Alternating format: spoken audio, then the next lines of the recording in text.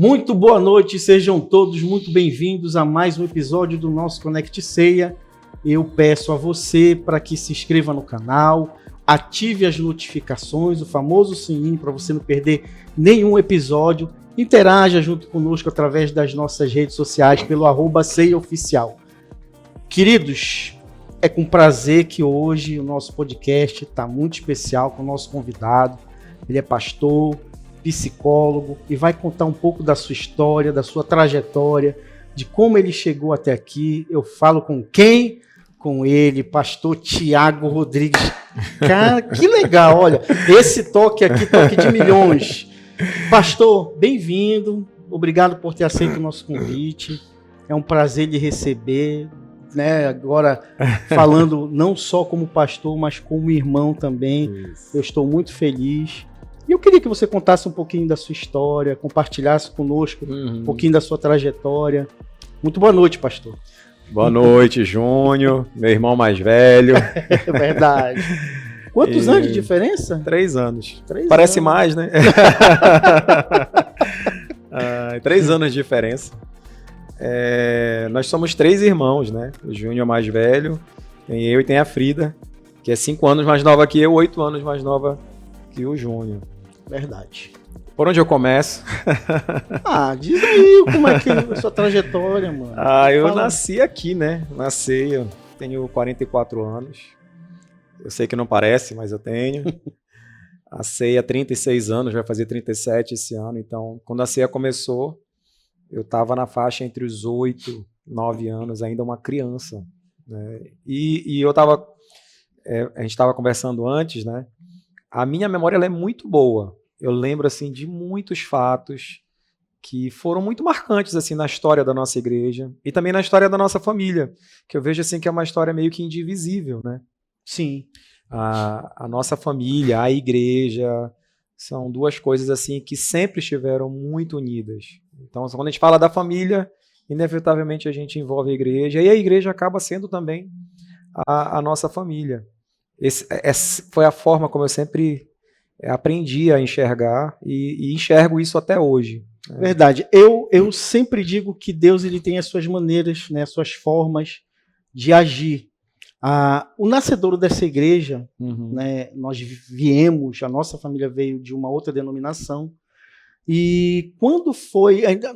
Na verdade, as reuniões que estavam sendo feitas na casa da pastora Dagmar, elas ali ainda não tinham um pensamento de ser uma igreja. Sim. Isso o próprio pastor fala, não tinha um pensamento de ser uma igreja, era apenas uma reunião para ser pregado o evangelho.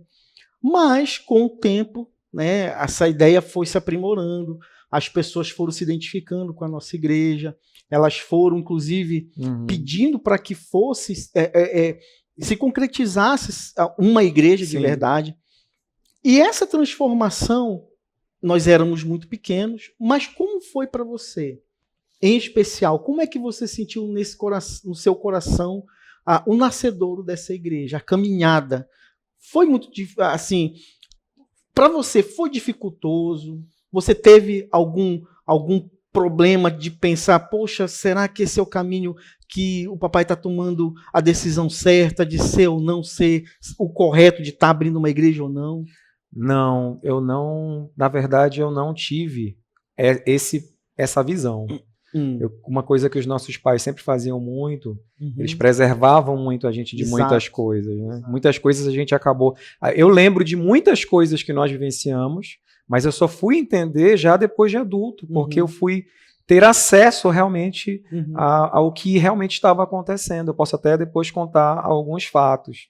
Mas eu lembro muito bem da transição, lembro antes da ceia, lembro a partir da ceia, mas não lembro com esse olhar preocupante, no sentido assim, será que vai dar certo? Será que não vai? Será que esse caminho é bom? Será que é melhor? Não, eu nunca cheguei a pensar e enxergar dessa forma, talvez, porque era algo assim que nós éramos muito protegidos, né, pelos nossos pais. Então, assim, o nascedouro, eu lembro de muitas coisas, essas reuniões na casa da pastora Dagmar, sabes o que eu lembro?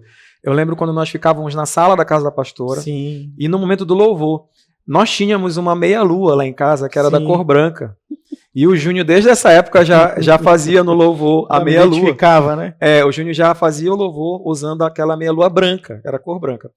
O papai, ele nunca foi assim músico, né? E eu lembro que ele ficava com a chave do carro também sacolejando, junto com o Júnior. Ele ficava com a chave do carro fazendo barulho e o Júnior com a meia-lua. Lembro também da gente brincando quando criança na própria Vileta, né? As pessoas, as crianças que hoje já são adultos e que cresceram com a gente, que faziam parte desde cedo desse movimento. Lembro das reuniões futuras, quando elas começaram a acontecer de forma itinerante, né? Sim. Eu lembro de todas essas reuniões na Escolinha Veracruz, que funcionava lá na Tamandaré. Eu lembro lá na Escola Técnica Federal do Pará, Verdade. Clube do Remo, né? Eram 3 lugares assim onde sempre existia.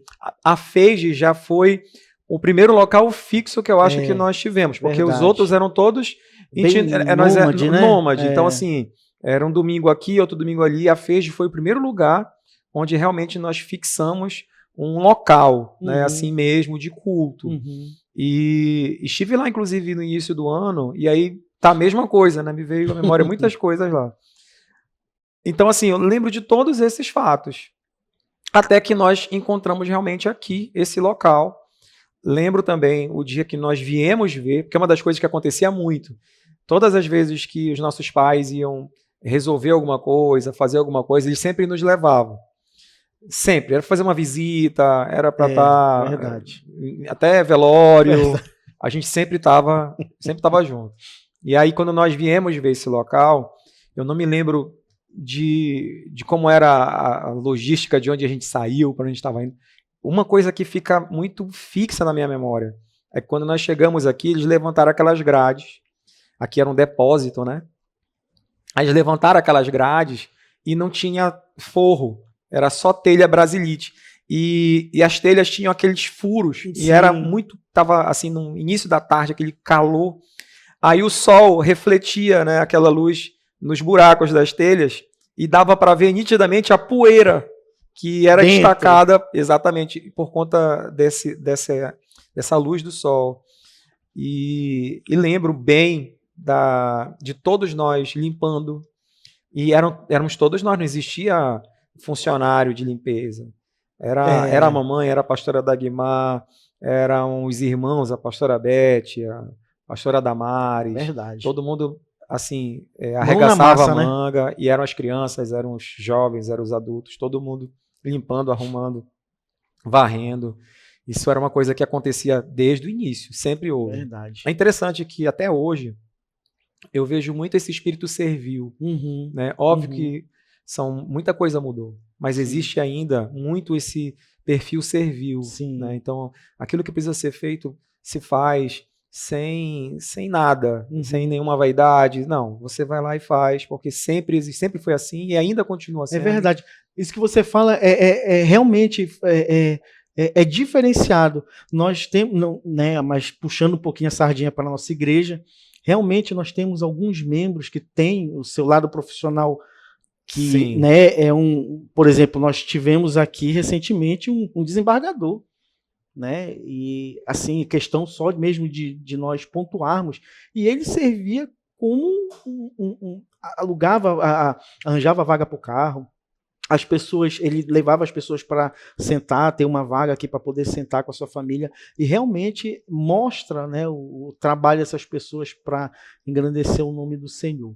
Mas, pastor, pulando um pouquinho mais para frente, como é que você sentiu o seu chamado? Hoje você é um pastor, e como foi seu chamado? Haja vista que você já foi ou é ministro de louvor da nossa igreja, você já foi líder de jovens da nossa igreja, agora você está num cargo, né, de bastante expressão na nossa igreja, já encaminhando aí para uma substituição mais lá na frente.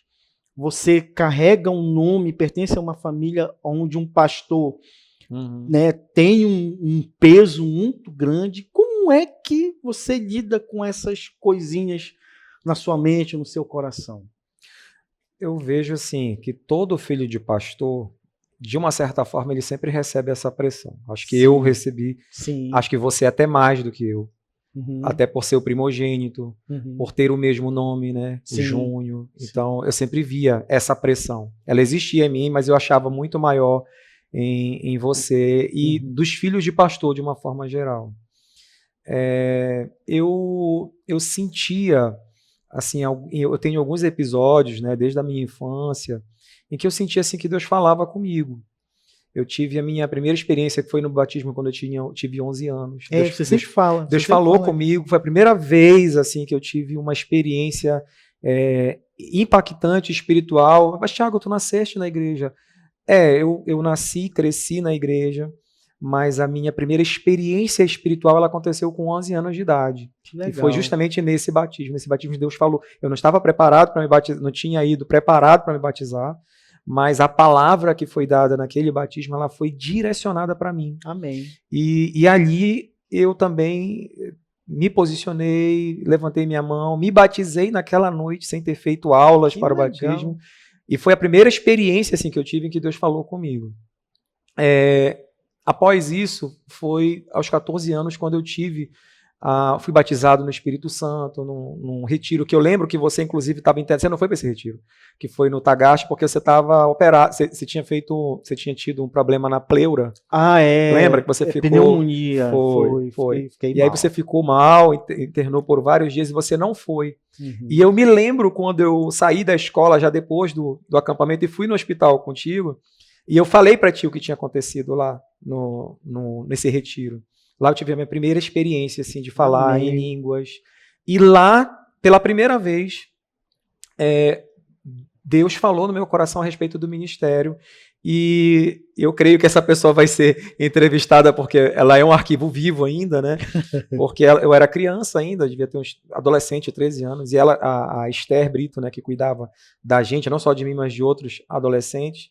E eu, naquela oportunidade, que eu posso detalhar com mais calma depois, eu falei para ela, Deus falou comigo, e ele falou a respeito do ministério. Eu tinha 13 anos. Então, assim, existia sempre uma pressão externa, que ela sempre trazia para nós, né, que tipo de resposta a gente iria dar. Sim. E Deus também começou a falar ao meu coração, trazendo uma pressão interna também. E, particularmente, eu meio que, não sei se por temor, por medo, eu acabava meio que tentando me esquivar disso. Então eu sempre gostei da igreja, sempre, nunca me desviei, eu sempre realmente estava envolvido em tudo desde sempre. Mas ao mesmo tempo em que eu me envolvia e gostava de estar na igreja, eu colocava uma linha limite de envolvimento, porque eu não queria também me comprometer. E esse comprometimento, esse compromisso mais enraizado, ele poderia justamente me colocar numa zona perigosa, onde eu temia muito, né? E eu sabia que isso era irreversível. Eu creio que depois de um tempo, acho que já eu tinha mais ou menos em torno de uns 18 anos de idade, 19 anos de idade, novo ainda, 18, 19 anos, eu participei de um novo retiro de jovens e adolescentes, e nesse retiro, que o Thiago Vidal sempre menciona, foi nesse retiro, viu, Vidal?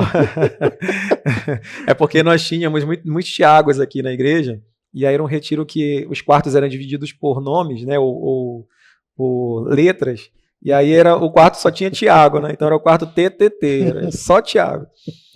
E nesse retiro, Deus falou muito comigo, mas Deus me confrontou muito nesse retiro.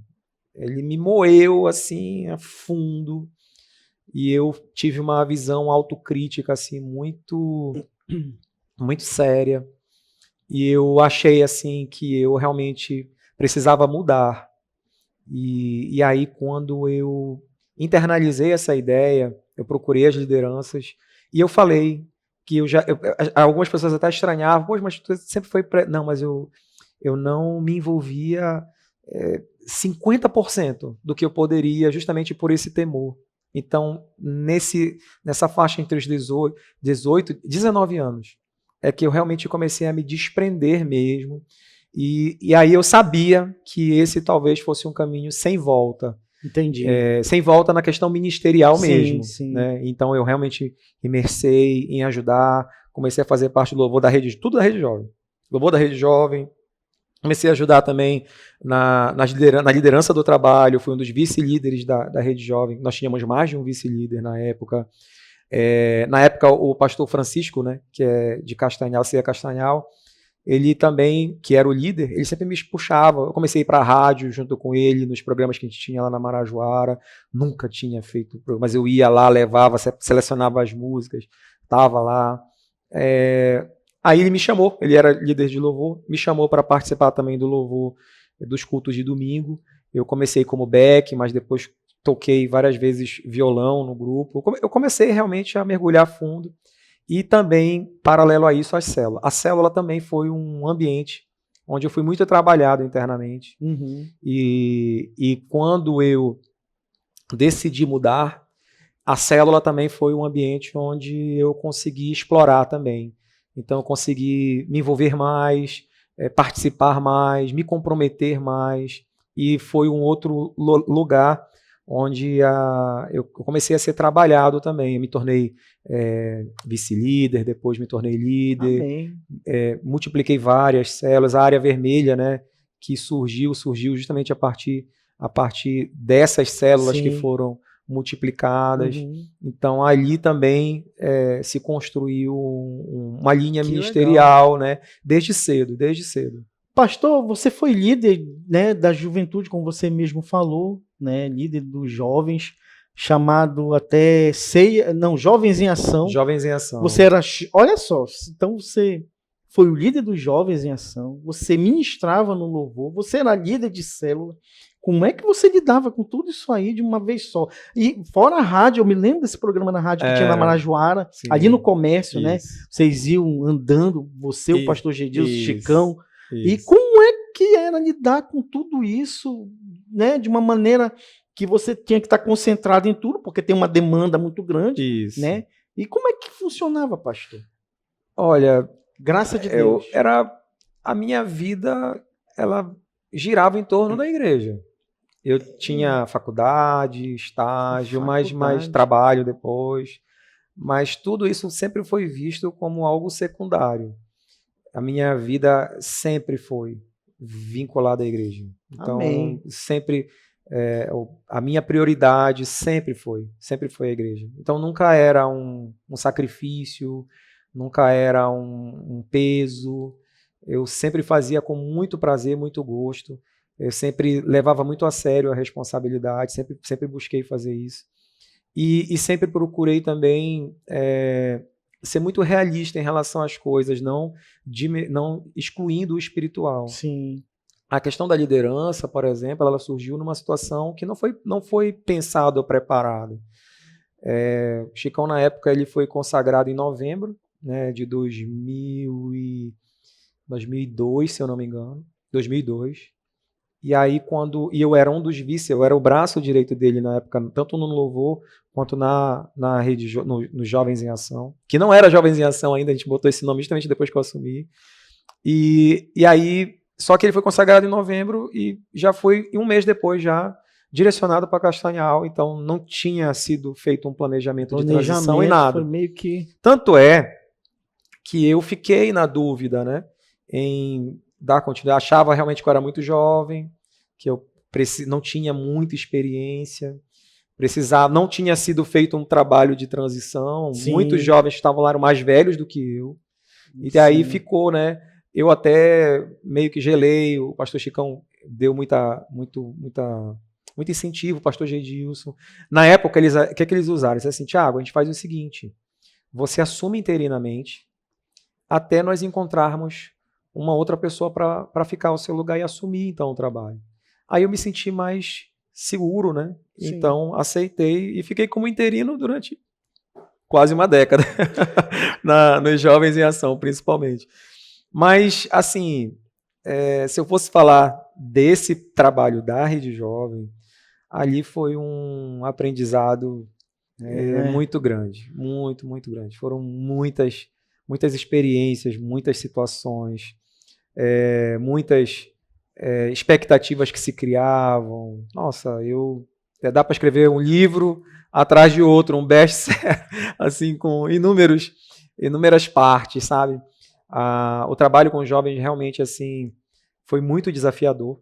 Muito desafiador. Imagino, jovens, né? Muito, muito. Nós, não só nos acampamentos, mas as reuniões que tínhamos todos os sábados, o trabalho que se iniciou também com as células, os cultos de jovens com os ministérios que começaram a surgir. Nós vivemos, assim, muitos desafios, viagens que fazíamos com os jovens. Então, foi um período, assim, que marcou muito, realmente, assim, o ministério, paralelo a outros ministérios. O louvor, né, que até hoje está... Eu estou à frente, não diretamente, né, com equipes, mas conduzindo também as equipes que fazem parte do ministério. Também, assim, eu sempre digo, e tu sabes disso, filho de pastor, ele cobra o escanteio, corre para cabecear e ainda fica no rebote. A gente, na igreja, se envolve com tudo.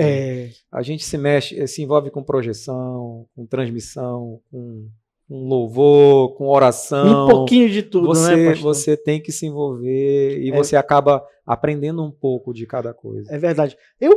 Até que você tocou num ponto da juventude, né? Você foi líder de jovens. Eu queria que você contasse um pouquinho de alguma experiência que você passou em algum dos retiros, em algum dos acampamentos, que você olhou e disse, não, isso aqui, Deus é que fez.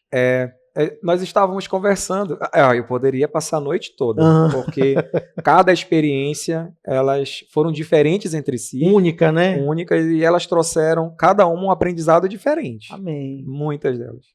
Mas os primeiros anos, eles foram bem mais desafiadores. Porque, pela questão de eu ser muito novo, de eu ser muito novo, que eu me refiro é porque tinham outros que eram bem mais velhos que eu. Entendi. De eu ainda ser solteiro, eu era solteiro, né? E também por ser filho do pastor. Filho do pastor tem 2 estigmas aí, né? Quando você faz uma coisa certa, assim, mas também é o filho do pastor, então meio que não se espera outra coisa. Quando você faz uma coisa de errado, então vira uma catástrofe, porque é o filho do pastor. Então você tem inevitavelmente existe uma transferência que é feita a você. E a gente tem que saber lidar com isso, né? Então, algumas coisas que eu ouvia de poucas pessoas, eu realmente recebi muito apoio. Sempre tive um grupo assim muito companheiro que me ajudou bastante. Eu também, de uma certa forma, procurava a ajuda também necessária dos pastores, procurava ouvir as pessoas e aprender também com elas. Então, assim, se eu tivesse que listar, seria. Mas eu vou dizer assim: um dos anos foi 2007. Foi um dos anos assim, foram um dos primeiros anos e foi um ano bem desafiador. Porque pela primeira vez a gente estava trazendo alguém de fora para um acampamento. A gente geralmente trabalhava com prata da casa e a gente estava assim, no processo de mudança. A gente estava fazendo muitas coisas novas, diferentes, mas que traziam um peso de desafio muito grande. E naquela oportunidade nós estávamos trazendo uma pessoa lá de fora, lá de Caruaru. Era um homem assim, muito usado por Deus, um testemunho muito forte. E as coisas, em termos de organização, estavam funcionando muito bem. Tudo normal, a organização, assim, inscrições, estava tudo funcionando perfeitamente bem. Até quando começou, né, o retiro. Aí começaram a surgir algumas situações lá e começou a fugir um pouco do controle. Uma comida lá que fizeram que muita gente passou mal. Aí corre para farmácia para conseguir medicamentos, pessoas passando mal, não conseguiam sair do quarto. Alguns desentendimentos com alguns monitores de quarto que abandonaram o retiro, no meio do retiro, deixando os seus liderados lá. Aí no futebol a briga, né? Um deu uma dividida errada no outro. Aí todos esses problemas eles vinham sendo trazidos e eu assim comecei a ficar mal com aquilo porque eram muitas coisas que surgiam e as pessoas queriam que eu fizesse alguma coisa. E eu, sinceramente, fiquei numa posição lá onde eu não sabia muito o que fazer. E eu lembro que nesse retiro eu fui tomar banho e me preparando já para a programação da noite, já era um sábado. E aí eu falei com Deus nessa oportunidade. Eu estava sozinho, né? E eu orei assim, de peito aberto mesmo. E eu falei para Deus, eu não sei o que fazer. Eu sinceramente tudo que está acontecendo foge ao meu controle, as pessoas olham para mim, elas querem que eu resolva, mas eu não tenho condições de resolver, porque foge a minha competência, foge a minha condição. Isso é o tipo de coisa que, se tu não fizeres alguma coisa, nada irá acontecer. E eu assim, orei de peito aberto. E eu falei para Deus, eu fiz um desafio. Eu disse assim, hoje tu vais ter que manifestar o teu poder de uma forma sobrenatural, como nós nunca poderíamos dimensionar. E eu falei, tu podes fazer amanhã, tu pode fazer depois de amanhã, mas eu quero que tu faças hoje. Tem que ser hoje. Tem que ser hoje. E me lembro que eu saí do banheiro diferente. Eu saí revigorado, eu saí, sabe, mais fortalecido e fui com convicção. Eu falei assim, é hoje. Deus vai falar. E eu creio que foi uma das primeiras experiências de fé que eu tive. Né? Eu tive outras, mas essa foi uma das que mais me marcou, por ser bem no início do trabalho. Aí, quando foi se aproximando, né, o horário do jantar, me lembro quando chegou o pastor Gedilson, juntamente com o convidado que estava conosco. Aí me senti tão aliviado quando eu vi o pastor Gedilson, né, que eu me senti assim, parece que os anjos do Senhor chegaram para me socorrer, né, e eu estava convicto, não, hoje vai ser uma noite especial. E o que foi interessante, Júnior, quando começou a ministração, sabe aquela ministração que tu sente que não vai levar para um caminho legal? E aí eu percebi assim, as pessoas meio que cochilando, bocejando. Sim, e aí a minha fé na hora começou a falar, sério, não é possível. E aí eu fiquei assim, eu não acredito. E a ministração seguiu. Quando estava chegando já assim, próximo ao final, meu coração começou a fechar. E eu disse assim, Eras, eu não acredito. Não acredito que Deus não me ouviu.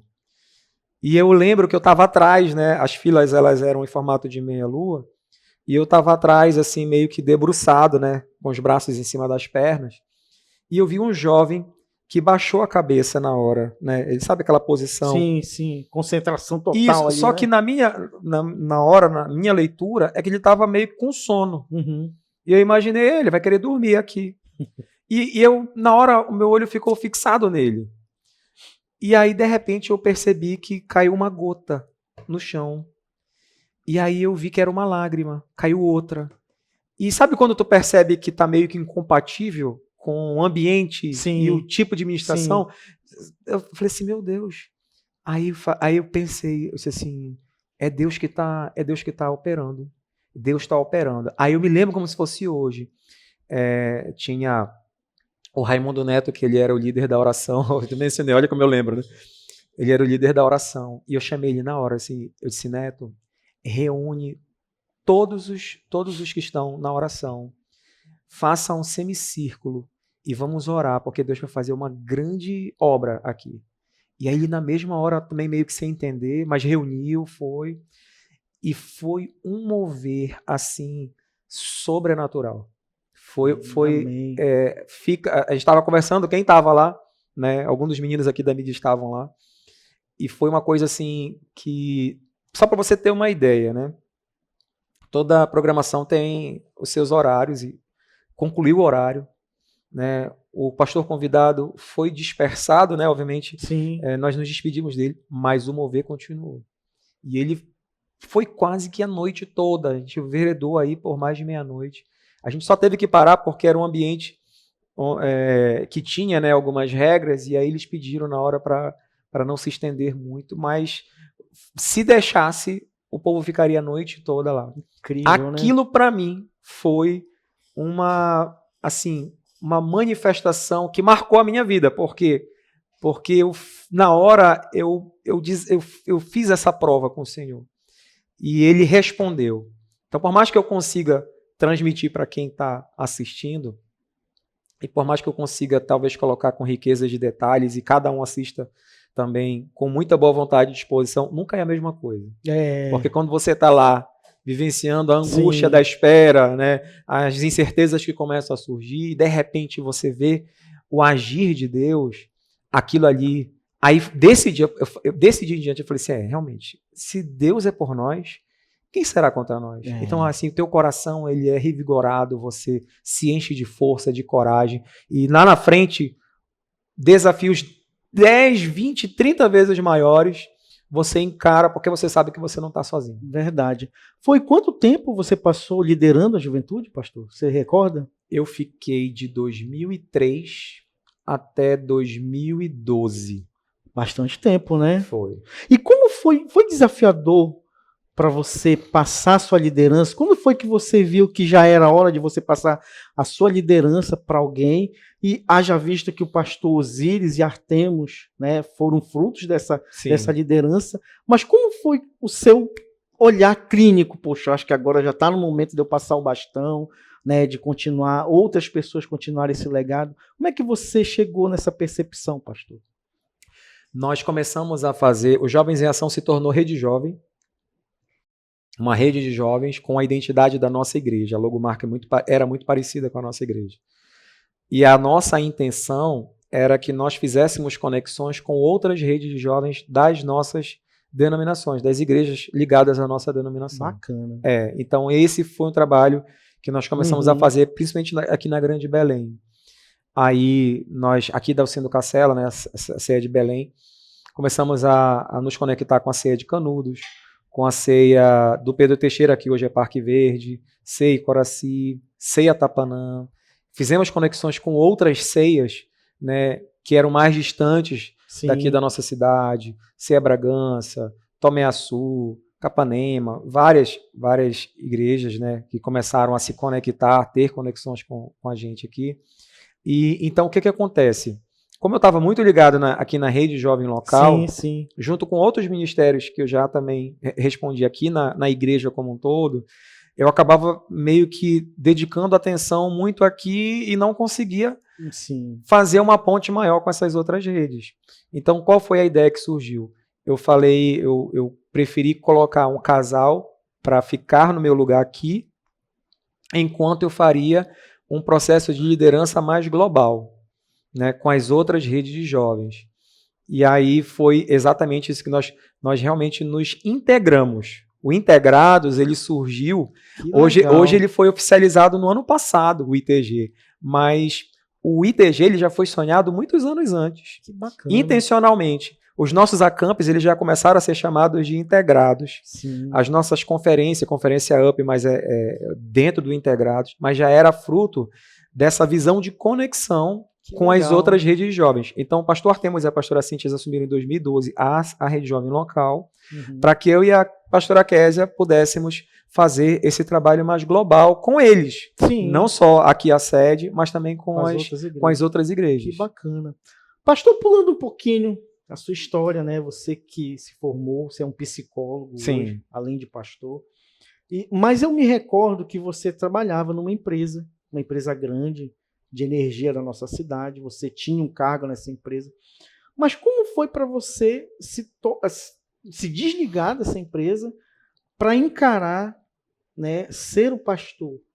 Haja vista que você já tinha uma família, né? Eu pergunto assim porque não é fácil, né? O desafio ele é lançado, né? Mas a decisão, se você for olhar, se você for analisar, não é tão simples assim. E como foi para você criar coragem, digamos assim, de enfrentar, de encarar esse desafio? Esse desafio, essa parte ela já começou desde a faculdade, porque quando eu comecei realmente a me envolver de forma mais desprendida ao ministério, desde jovem, ainda solteiro, quando eu estava já no primeiro, segundo ano de faculdade, eu lembro que o pai me chamou para conversar, perguntou, né, se eu sentia uma chamada vocacional. Eu falei para ele que sim, e ali eu tinha plena convicção que era um caminho sem volta, né? Na feita que eu mergulhei, eu sabia que não é dali para frente mesmo, então eu assumi realmente essa posição. E ele falou assim, tá, mas o que tu pensas a respeito disso? E nós morávamos lá no Miraci ainda, lá na ali no centro. Isso. Aí eu peguei e eu falei para ele, eu falei assim, por mim, eu largo a faculdade, eu vou para um seminário e eu invisto 100% nisso. E isso realmente estava no meu coração. Eu estava disposto a isso. E aí o pastor, ele falou diferente. Ele disse assim, não, mas eu acho que você tem que fazer diferente. Você, por várias questões. Ele falou, você é meu filho. Então você precisa conquistar um caminho, você precisa construir algo. Para que lá na frente, isso não seja lançado contra você. Então ele falou, por você ser meu filho, o teu caminho tem que ser diferente. Então ele falou assim, quer que eu te oriento? Faça a sua faculdade, forme-se, trabalhe, né, conquiste o seu espaço, porque lá na frente, quando a igreja ela estiver numa fase de maior expansão e ela precisar de outros pastores que se dediquem integralmente a esse ministério, aí quando chegar lá nessa fase, o convite ele vai chegar até você e lá você dá a sua resposta. Que legal. Aí eu internalizei e fiz realmente dessa forma. Deus sempre abriu o caminho, desde os meus estágios, os meus trabalhos. Onde eu trabalhei, eu sempre fui muito bem sucedido. O meu último trabalho, antes de me dedicar, né, à obra de maneira integral, foi realmente lá na Equatorial, antiga Celpa, né? Rede Celpa. Lá foi um local... Todos os lugares que eu trabalhei, eu sempre trago muitas experiências boas, até das situações ruins, eu aprendi muita coisa. E ali realmente foi o último lugar onde se chegou esse tempo. E graças a Deus lá eu cresci, né, tive outras perspectivas até de ocupar outras vagas, sim, mais interessantes, mais rentáveis. Mas quando eu entrei lá, eu trabalhei 3 anos, quando eu entrei lá, eu entrei sabendo que esse dia chegaria. Entendi. E eu entrei pensando isso, eu vou desfrutar cada dia, porque para mim era sempre um prazer. Eu vou desfrutar cada dia até chegar o dia em que realmente eu vou ter que sair. Que legal, pastor. E eu já tinha isso em mente. Até que chegou o dia. Quando chegou o dia, o pastor me chamou, foi em 2010. Em 2010. O pastor Gilson me chamou, final de 2009. Falei assim, olha, foi 2010. Deixa eu só confirmar. Deixa isso, foi. 2010. Final de 2010 ele já chegou e falou para mim assim, olha, a gente está incluindo, a gente estava naquela fase de expansão das células, vou precisar de pastor de área, pensei em você, mas você vai ter que tomar uma decisão, você vai ter que optar.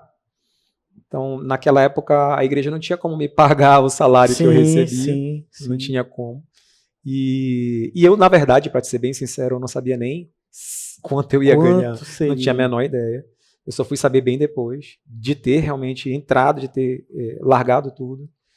E quando eu comuniquei, eles pediram lá no meu trabalho para que eu ficasse mais um mês. Fiquei um mês. Aí quando chegou o final desse mês, eu fui lá. Aí disseram assim, não, pelo menos tira mais as férias do fulano, que era a minha chefa na época. E aí eu fiquei mais um tempo. Quando chegou já no final do segundo mês, que eu já procurei de novo, eles me fizeram uma proposta de melhorias de salário para ver se eu poderia ficar, mas não era uma questão de salário. Eu sabia que o caminho que era destinado para mim nesse sentido era o melhor caminho. Sim. Então eu não fiquei assim receoso com nada, eu simplesmente decidi e fiz.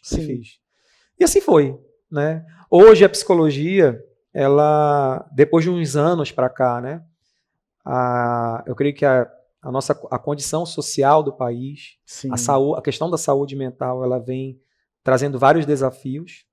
E desde antes da pandemia até, eu já conversava com o pastor Gilson sobre isso. Falei assim, olha, eu estou afastado da psicologia há muito tempo e eu acho que ministerialmente seria muito interessante eu retomar a essa área no sentido assim de ajudar, né, nesse caminho em que a gente percebe que existe uma fusão muito grande daquilo que é mental, com aquilo que é espiritual, com aquilo que é físico. O pastor Gilson sempre foi muito aberto às ideias. Ele, por mais que às vezes não te respondesse de bate-pronto, mas ele sempre escutava muito bem, te perguntava, tirava as dúvidas, pedia um tempo para pensar. E na época eu disse para ele, eu sinto esse desejo, já conversava antes disso. E quando veio a pandemia, meio que confirmou. Sim. E aí, desde esse período, do início da pandemia, já existia essa conversa. Aí eu resolvi, né, meio que retornar, mas enxergando isso como um caminho ministerial mesmo. Sim. Né, ministerial mesmo. E não tinha uma outra forma a não ser tendo a vivência da própria clínica, né? Que hoje eu atuo na clínica, basicamente. Meu trabalho ele é clínico. Sim. Eu queria aproveitar esse gancho, pastor. Eu queria que você aproveitasse, desse uma orientação para essa pessoa, para esse jovem, né, que tem um chamado, ele sente o chamado no coração, porém ele não tem noção, às vezes ele fica meio receioso de se é de Deus ou se não é o que ele sente. E o que você pode orientar para essa pessoa que sente o chamado, mas não sabe como agir, não sabe como fazer, né? Eu creio que compartilhar com a liderança é fundamental, porque a liderança ajuda você a discernir melhor a respeito daquilo que você está pensando, daquilo que você está querendo, daquilo que você está idealizando. Então, a palavra de Deus diz assim que, né, o nosso coração, né, ele traz muitos sonhos, ideias, mas o nosso coração ele é enganoso. Ele é enganoso. E às vezes, quando nós somos muito novos, a gente precisa ter uma referência para que nós tenhamos uma condição melhor de avaliar aquilo que está surgindo no nosso interior. Amém. Quais são as vontades, quais são as motivações, né? O que realmente se quer a partir daquilo que está se pensando. Então, compartilhar com a liderança é fundamental. A outra coisa está onde? É que às vezes a gente imagina assim, eu sonho em ser algo, e você meio que cruza os braços e espera com que aquilo se concretize, porque é isso que você quer que Deus faça. Não. Você tem que, se você já está fazendo, né, você tem que caminhar, você tem que marchar. Você tem que marchar, você tem que caminhar como se você já estivesse lá. Amém. Então, às vezes é isso que acontece. Você diz, não, eu estou esperando Deus falar comigo. Não, você tem que agir, você tem que marchar. Então, você tem que estar envolvido com a obra, você tem que estar assumindo responsabilidades, você tem que estar conectado com o reino de Deus de forma integral, sabe? Amém. Isso tem que estar no teu coração, isso tem que ter uma certa recorrência, regularidade, ou seja, uma pessoa que oscila demais nisso já te traz algumas preocupações. Então, a questão da constância, no marchar, no continuar, sabe, no cair, mas levantar, de sempre estar buscando, entendeu? Então, isso aqui é fundamental. Eu creio que quando nós fazemos desde cedo o pouco ou daquilo que realmente Deus está confiando a nós somos fiéis às nossas lideranças, né? Atentos realmente para discernir, entender melhor, as coisas de Deus elas vão acontecendo no seu tempo. Verdade.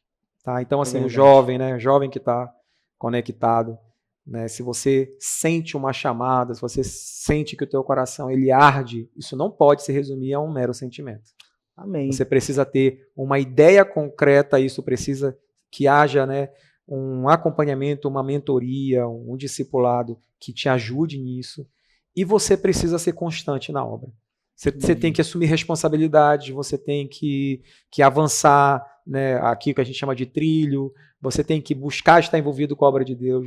Deus não pode querer algo para ti que seja a parte do seu reino. Então, não tem como. É verdade.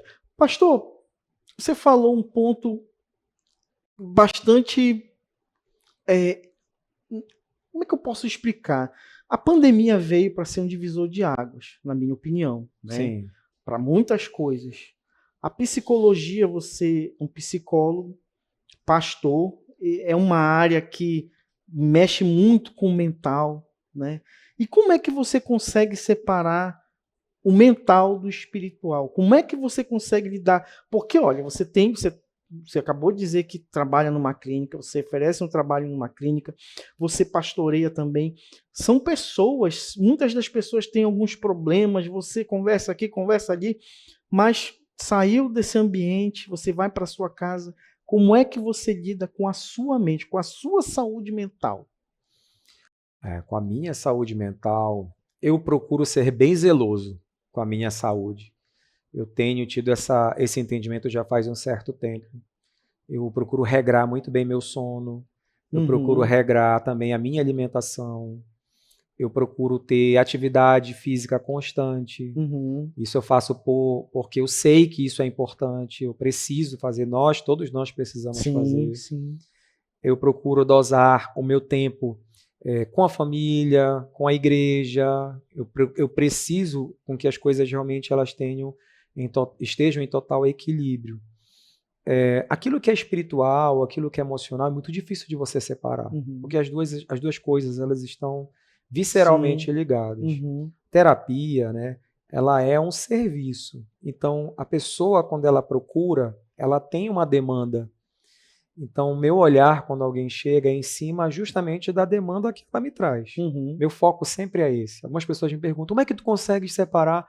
Eu falei, é simples. Pois é. É simples. Eu só olho para aquilo que eu preciso olhar naquele momento, porque é para isso que eu estou sendo acionado. Então, a pessoa, na dificuldade dela, independente da pessoa que seja, ela vai trazer isso e eu vou procurar tecnicamente ajudá-la, tentar ajudá-la nesse sentido. Né? Em relação à igreja, né, aí já é um patamar mais amplo, né, porque a igreja, você não lida só com aquilo que é mental, você lida com aquilo que é sobrenatural. Sim. E aí você precisa também entender, né, que uma coisa interfere na outra. Se eu não estiver bem emocionalmente, isso vai refletir espiritualmente. Com certeza, né, pastor? Se eu não estiver bem espiritualmente, isso vai refletir também emocionalmente, fisicamente. Mas a igreja, assim, eu posso dizer que o trabalho ministerial é uma vocação. Então, eu tenho um trabalho que é de psicologia, mas eu tenho um chamado, uma vocação que é pastoral ministerial. Não são as mesmas coisas, elas são bem distintas, mas assim, eu tenho esse hábito de colocar tudo nas mãos de Deus. Amém. Né? Tudo que eu faço, tudo o que eu me movo a me comprometer em fazer, sempre está debaixo daquilo que eu entendo que realmente é dentro de um propósito bem definido, em cima de uma importância real, né? Então é sempre colocando em primeiro lugar a obra de Deus, aquilo que Ele tem colocado, né, como responsabilidade em minhas mãos. Você ainda tem algum sonho, pastor, a realizar? Poxa, engraçada essa pergunta, porque geralmente as pessoas me perguntavam. O pastor uma vez perguntou, né, nessa conversa que eu tive, ele perguntou se eu tinha algum sonho. E eu falei para ele exatamente dessa forma, eu tenho até medo de sonhar. Porque vai que a gente sonha algo e a gente meio que vivencia esse sonho, e aí lá na frente Deus diz, não é isso que eu quero para ti, e aí você se frustra, né? Mas uma amiga minha, né, que inclusive mora no Canadá, mandar um abraço para ela, que é a irmã Maria da Paz. Né, ela, uma vez conversando comigo, ela me falou uma coisa muito interessante. Ela falou assim, meu filho, às vezes isso aí é um tipo de fuga. Não que seja errado você pensar que Deus é soberano sobre todas as coisas, mas quando você simplesmente se opõe a sonhar, você faz isso às vezes mais porque você tem medo do que por qualquer outra coisa. Eu falei assim, não, você tem que sonhar, você tem que idealizar, você tem que objetivar algo e correr atrás disso. E se não for da vontade de Deus, você vai ter que lidar também com as negativas de Deus e pronto, e acabou. Aí aquilo mexeu muito comigo, sabe? Eu falei assim, não é verdade. Eu acho que ela tá certa, assim. Júnior, sinceramente, vou ser bem sincero com você. Eu sonho em fazer o melhor para Deus. É sempre isso. Sempre isso. É sempre o melhor. Levando em consideração as minhas limitações, levando em consideração, né, que eu também sou falho, como qualquer outra pessoa, mas eu não quero fazer realmente nada além do que Deus tem planejado para mim. Eu tenho algumas questões assim que eu valorizo muito hoje. Eu acho que são coisas que elas são muito importantes e eu tenho colocado isso diante de Deus, talvez numa outra oportunidade eu possa mencionar. Eu tenho colocado isso diante de Deus, mas sempre reconhecendo que Ele é soberano, que Ele realmente é que vai direcionar, e para onde Ele direcionar, eu realmente assim farei. Eu procuro hoje ter esse olhar. Eu antigamente pensava muito nisso, né? Capacitação, será que dá conta? Será que consegue, não consegue? Hoje eu já não penso, não.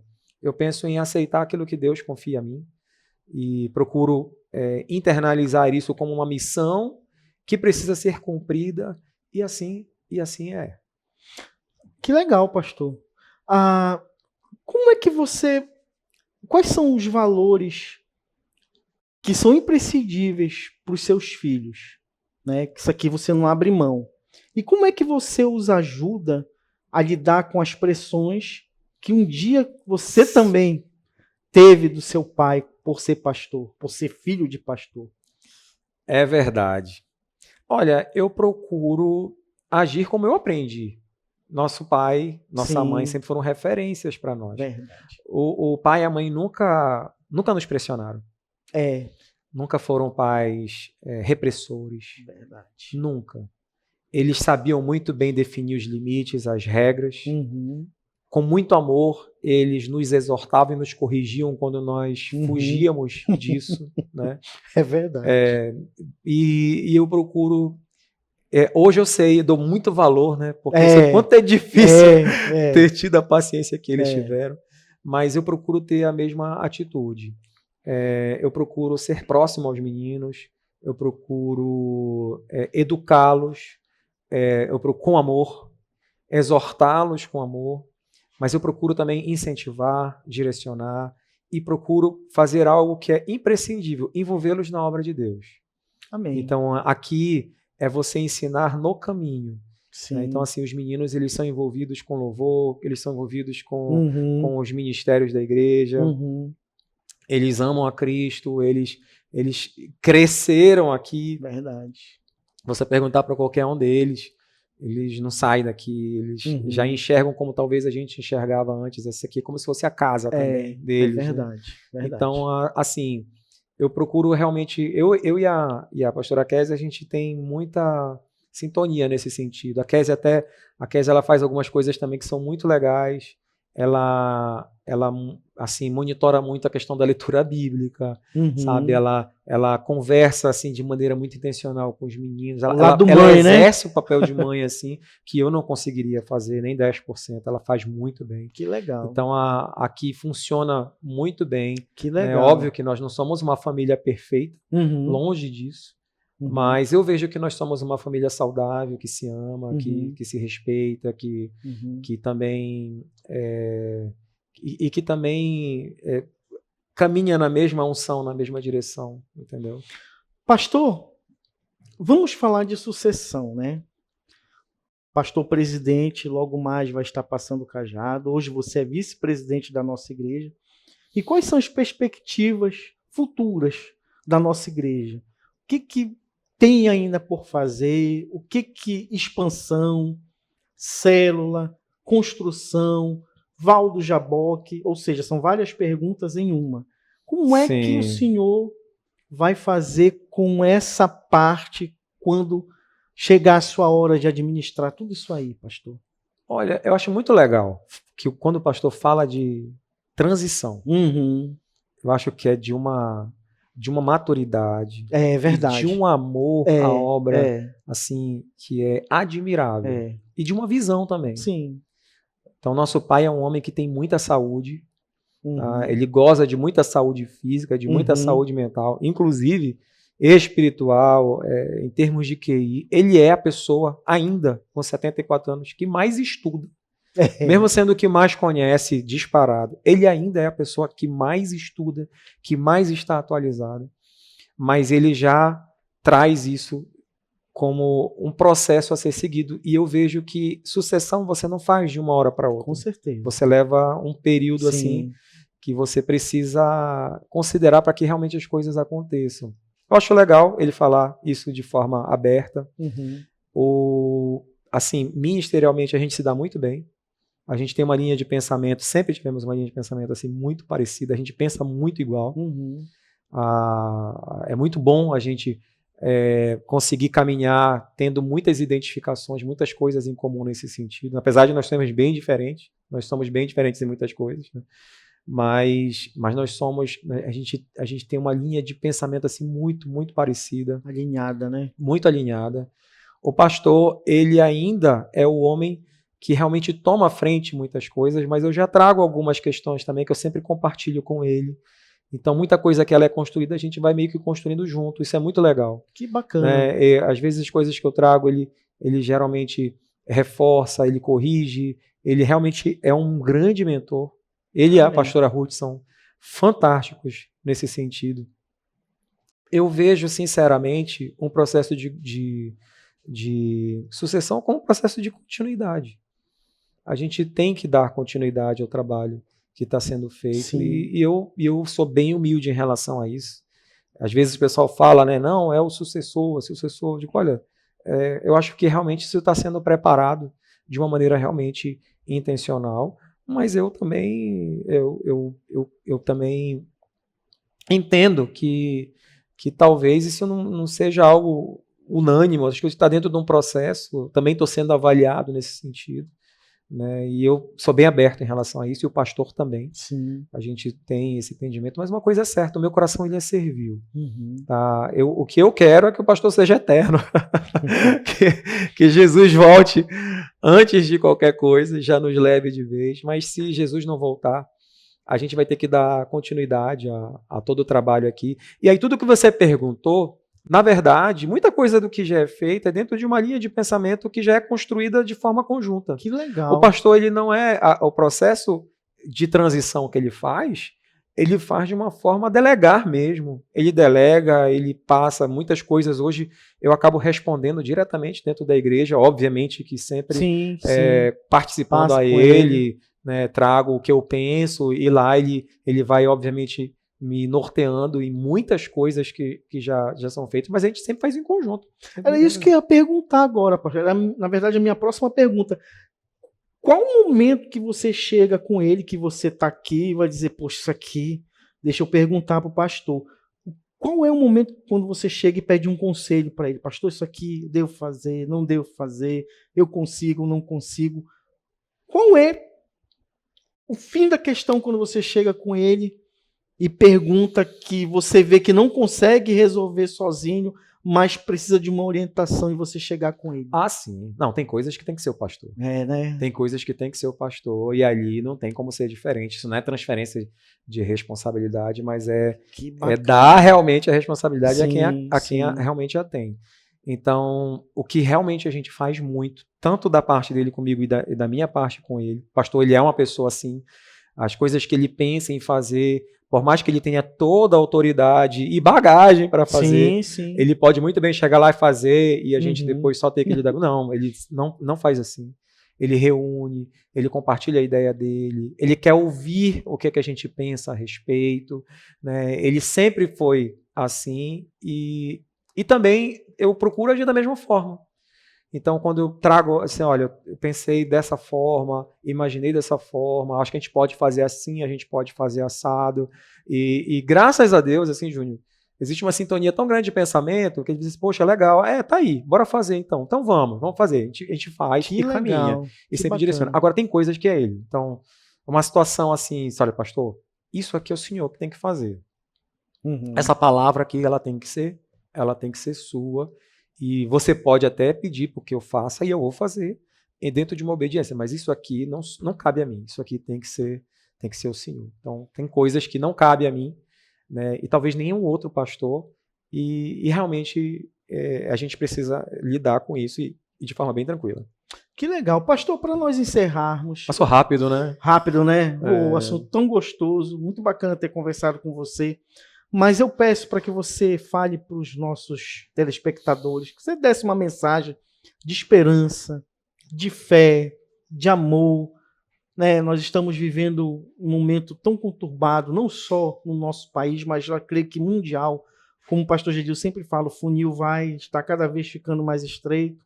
Né? E tem gente que perde a fé, perde a esperança, desanima. Você com a sua juventude, né? Com a sua eloquência, a sua inteligência, não só como pastor, mas também por ser um psicólogo. Como é que você orienta essas pessoas que devem estar passando num momento agora meio de conturbação, de tristeza, desânimo? A palavra de esperança, ela sempre está nas mãos do Senhor. Amém. Então, a palavra de Deus, ela nos direciona não somente a orar, buscar a Deus, mas principalmente em confiar. Confiar naquilo que Ele é, naquilo que Ele fez, naquilo que Ele pode fazer. Então, dedicar a nossa confiança, a nossa fé em Deus, não nos deixa insensíveis às circunstâncias que estão acontecendo, mas não nos leva ao desespero, temendo as consequências de tudo isso que está ao nosso redor. A gente procura entender que, acima de tudo e acima de todos, existe um ser que é soberano.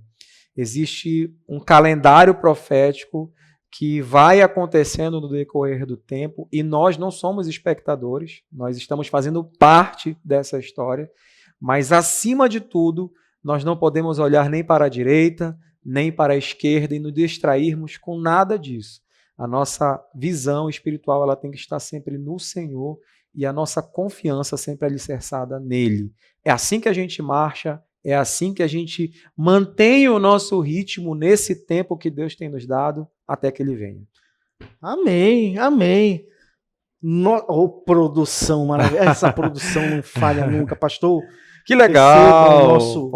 Nosso brinde. Que lindo brinde. Você falou na Esther mais cedo, foi... Esther Brito, né? Esther Brito, famosa Noca. Sempre a Esther Brito. Que legal. Pastor, obrigado, Júnior. Meu irmão, valeu. Eu que agradeço por esse feliz tempo. Você está aqui conosco compartilhando. E você quer ouvir mais histórias como essa, queridos? Então eu peço a você que se inscreva no canal, ative as notificações, compartilha, interaja conosco pelas nossas redes sociais através do @ceioficial. E sexta-feira que vem eu te espero às 20 horas. Senhor, toda honra, toda glória seja dada a Ti. Agradecimentos ao nosso querido pastor Gedilson, pastor Tiago Rodrigues, pastor Paulo Ximenes, Tiago Vidal arrebentando nas transmissões, Igor Gemac nos ajudando no áudio, a nossa querida Cris Francês também sempre dando um apoio fantástico nos mimos, nos detalhes aqui nos bastidores. E também a você, nosso muito obrigado por estar aqui nos acompanhando. Sexta-feira que vem estaremos juntos novamente. Fiquem com Deus e até mais. Tchau. Tchau.